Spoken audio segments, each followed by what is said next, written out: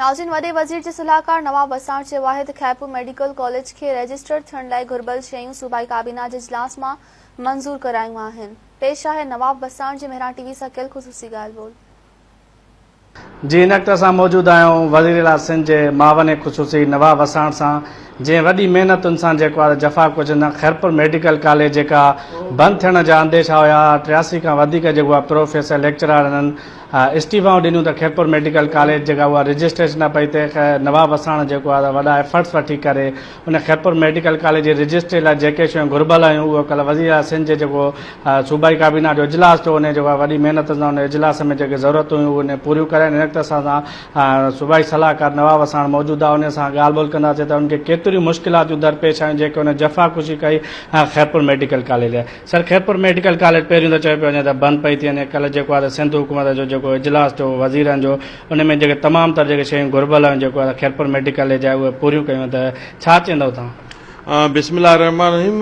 दरअसल medical college इंशाअल्लाह कॾहिं बि कोन बंदि थींदो, इन जे करे त नवाब वसाण हिन में हथु विधो ऐं मां चाहींदुसि त खैरपुर जो जेको मेडिकल कॉलेज आहे रेगुलराइज़ेशन थिए ऐं उन में जेके प्रोफेसर आहिनि उहे रेगुलर थियनि ऐं अॻु में जेके 7 साल या 6 साल उनखे थी विया आहिनि त घटि में घटि माण्हू रिक्वायरमेंट पूरी कंदो आहे, पर उन में काई बि रिक्वायरमेंट पूरी न हुई, जंहिंमें सेक्रेटरी हेल्थ उन में ॿुधायो त जेको आहे सो तक़रीबन कोई 35 खां 36 माण्हुनि जा डॉक्यूमेंट्स कोन्हनि। मां जॾहिं कैबिनेट असांजी मीटिंग थी त उन में मां सॼी वज़ाहत कई, मां चयो त डॉक्यूमेंट्स हर कंहिंजा आहिनि ऐं सभिनी महिनत कई आहे ऐं कॉलेज खैरपुर सभिनी जो आहे, पर नवाब वसाण जेको वाइदो कंदो आहे उहो पूरो कंदो आहे। ऐं यकीन कर मूं पंहिंजे कम खां बि वधीक हिन मेडिकल कॉलेज KMC खे सम्झी करे मां इहो हिकिड़ो तसवर कयो त मां इंशाअल्लाह अल्लाह जी मदद सां मां हीअ ज़रूरु हिन खे बाहि तकमील ताईं पहुचाईंदुसि।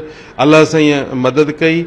अल्लाह खां पोइ मूंखे बिलावल भुट्टो साहिबु पार्टी चेयरमैन ऐं CM सिंध जंहिं कॾहिं बि हमेशह सच जी सियासत कई ऐं उन हमेशह मूंखे यकीन ॾियारियो ऐं जॾहिं यकीन ॾियारियो कैबिनेट में ऐं उन खां अॻु में असांजूं जेकी मीटिंगियूं थियूं उहे बि थींदियूं रहियूं मुख़्तलिफ़ टाइमनि से, ऐं उन खां पोइ मुंहिंजी कोशिशि इहा ई रही त अल्लाह कंदो त जेको आहे मेडिकल कॉलेज ज़रूरु थींदो, पर इंशाअल्लाह अल्लाह साईं जेको आहे सो कल्ह रंग लाथो। उन में तमामु CM सिंध जो मां थैंक्सफुल आहियां, शुक्रगुज़ार आहियां ऐं पूरी कैबिनेट जो मां शुक्रगुज़ार आहियां ऐं पंहिंजे पार्टीअ जो मां शुक्रगुज़ार आहियां। मां सिंध गवर्नमेंट जो शुक्रगुज़ार आहियां जंहिं नवाब वसाण जी महिनत खे रंग लाथो ऐं जंहिंखे बि शक शुबा हुया उहे दूर थी विया। इन जे करे दूर थी विया कि मूं हिकिड़ो अहद कयो, हिकिड़ो वचन कयो पंहिंजे पाण सां, पंहिंजे ज़मीर सां, पंहिंजे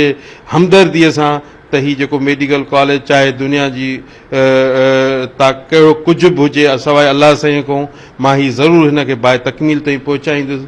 अल्लाह साईं मुंहिंजी मदद कई ऐं मां थैंकफुल आहियां पंहिंजे पार्टीअ जो, पंहिंजे लीडरशिप जो, पंहिंजे CM सिंध जो ऐं पूरी कैबिनेट जो जेको बाहि तकमील ते पहुतो। बाक़ी इंशाअल्लाह मुंहिंजी कोशिशि इहा ई आहे त जेको बि खैरपुर जो कोई बि इदारो हुजे ऐं इंशाअल्लाह अञा ॿियनि में बि मसइला आहिनि उन्हनि खे बि ठीकु कराइबो ऐं जिते जिते खैरपुर जे अवाम खे मुंहिंजी ज़रूरत पवंदी नवाब वसाण सभ खां अॻु हूंदो ऐं मां चाहींदुसि त घटि में घटि जेके तइलीमी इदारा आहिनि ऐं जेके हेल्थ सां वास्तो रखनि था उते करप्शन न हुजे।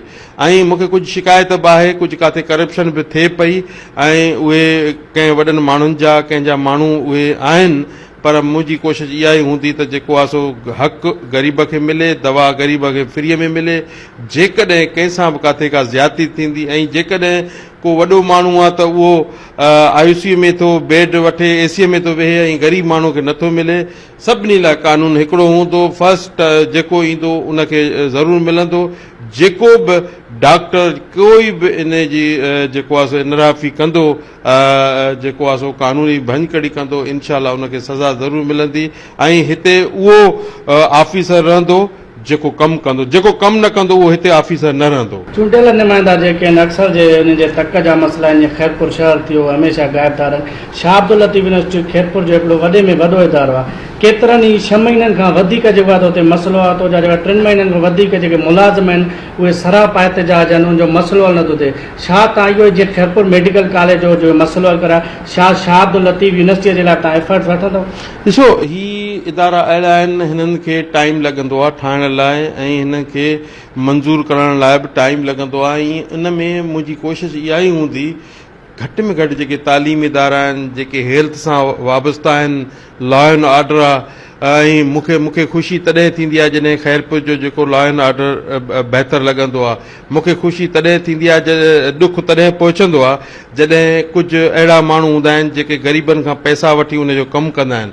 मूंखे ॾुख इहो ज़रूरु थींदो आहे त जेको ग़रीबनि सां ज़्यादती कंदा आहिनि। ऐं मां नवाब वसाण तव्हांखे यकीन थो ॾियारे, हिते सभ खां पहिरियां जेके कब्ज़ा खैरपुर में थियल आहिनि उनजे सभ खां अॻु नवाब वसाण हूंदो। हिते जेके खैरपुर सां ज़्यादतियूं थियूं आहिनि, हाणे कंहिंसां का ज़्यादती न थींदी, नवाब वसाण उन्हनि सां गॾु हूंदो। काथे बि कंहिं बि ग़रीब जे ॾुख सुख में मां गॾु हूंदुसि। ऐं नवाब वसाण कॾहिं बि काथे को कब्ज़ो कोन कयो आहे, कॾहिं कंहिंसां ज़्यादती कोन कई आहे, कॾहिं का नौकिरी पैसनि ते कोन विकी आहे। ऐं नवाब वसाण पंहिंजे पार्टीअ खे मज़बूत कंदे इनशाअल्लाह तव्हां पाण ॾिसंदो। ऐं इनशाअल्लाह मुंहिंजो मक़सदु हिकिड़ो आहे, एम हिकिड़ो आहे, बिलावल भुट्टो हिन मुल्क जो वज़ीर आज़म थिए। ऐं मूंखे थींदे नज़र अचे पियो, ऐं जल्दी थींदे नज़र अचे पियो बिलावल भुट्टो हिन मुल्क जो वज़ीर आज़म।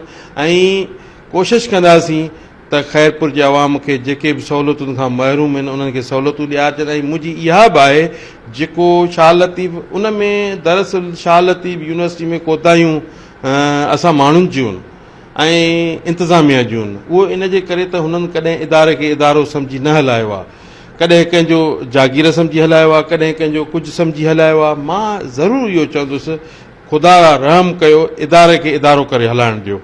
ऐं इदारो जॾहिं हलंदो तॾहिं मुल्क तरक़ी कंदो, ऐं तॾहिं असांजा नसुल, असांजो ॿार अॻिते वधंदा। ऐं मां इहो बि चाहींदुसि त इदारनि में काथे बि सियासत जी इन्वॉल्वमेंट न थिए। ऐं सियासत ज़रूरी न आहे त को इदारनि में थिए। हा, असांजो कमु आहे कोशिशि करणु, इदारा ॾियणु, ऐं उते जेकॾहिं असीं सियासत कंदासीं त उहो कमु न हलंदो। ऐं मां चाहींदुसि त जेकॾहिं कोई शाह लतीफ़ यूनिवर्सिटी जो कोई इशू आहे, अगरि को मूंसां मिले थो त मां बि उन ते कोशिशि ज़रूरु कंदुसि। ऐं ॿियो बि मूंखे ॿियनि बि यूनिवर्सिटियुनि हिते खैरपुर जनि कोशिशि वरिती आहे मुंहिंजे मिलण लाइ, उन्हनि लाइ बि प्रॉब्लम आहिनि, उन्हनि लाइ बि मसइला आहिनि। नवाब वसाण खे जेको पुॼंदो उन्हनि सां हर ॾुख सुख में गॾु हूंदो। ऐं मां कॾहिं बि खैरपुर जे अवाम सां ज़्यादती थियणु न पहिरियों ॾिनी आहे, न हाणे थियणु ॾींदुसि।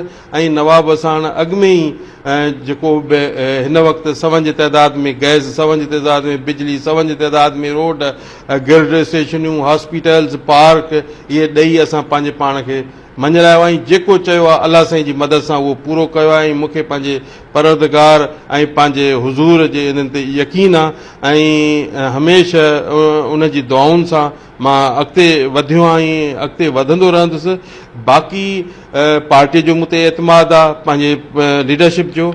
ऐं इनशाअल्लाह जेके बि खैरपुर में अहिड़ा जेके बि इशू थींदा, जेको मसइलो ईंदो, ऐं इनशाअल्लाह उनखे बि ॾिसंदासीं।